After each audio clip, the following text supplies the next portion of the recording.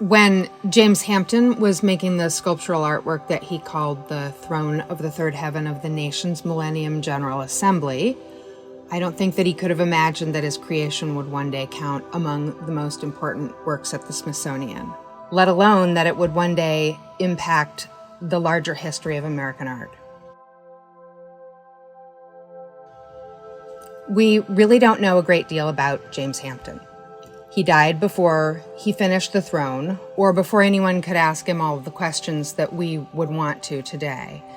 But another reason that we know so little about him is because artists like Hampton were almost always overlooked. It was generally believed that if you weren't educated to be an artist, or you weren't making things that were in step with the mainstream art world, that your art didn't matter. And if you happened to be an untrained artist of color, there was even less chance of being recognized as an artist of any value. Hampton was born in 1909 in South Carolina, and when he was 19, he followed his older brother north to live in Washington, D.C. Hampton was drafted into World War II, and after the war, he returned to D.C., and he worked nights as a janitor in a federal building until he died in 1964. We think that Hampton began making small pieces of sculpture in the late 1930s, but it was really in 1950, when he rented a workspace just to accommodate this project, that what we think of as the throne really began taking shape.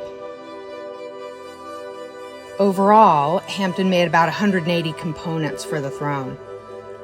There's a big cushioned chair that sits at the rear center, and above that are the commanding words, "Fear not." From there, it spans out symmetrically on either side, one side being dedicated to the Old Testament and the other side being dedicated to the New Testament of the Bible, and each piece is mirrored with a similar piece on the other side of it. There are discarded pieces of furniture, chairs, little tables, there are vases, light bulbs.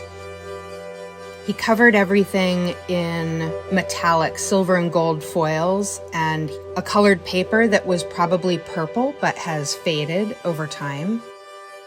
When Hampton died, the owner of the space that Hampton rented as a workshop, he discovered what Hampton had been working on. He started bringing people to see it.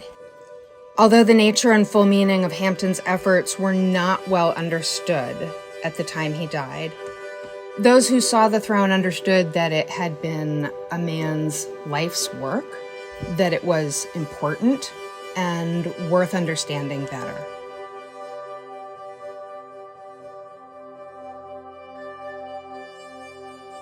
The work was purchased and donated to Sam, and a large portion of the array went on view in 1970. It rapidly became an audience favorite.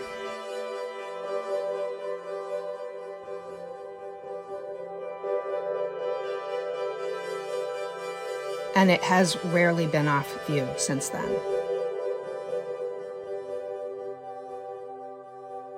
I think it's important to consider the deeper implications of the throne, made by a Black man during the Civil Rights Movement in Washington, D.C., which was a city with a large, thriving African-American population. But it was also very much a place in which white men put their power on display. Hampton's masterpiece has become an enduring icon at SAM. It's very human scale. There are crowns that look like they would fit right on your head, or maybe that Hampton had worn. It's glimmering and resplendent and really beautiful. And it's also just profoundly humble. This amazing artwork that's made out of almost entirely discarded things, just carefully covered and adorned and put together with such care. Hampton's project might be best understood as a testament. On a bulletin board in his workspace, he pinned up one of his driving mottos, which was, Where there is no vision, the people perish.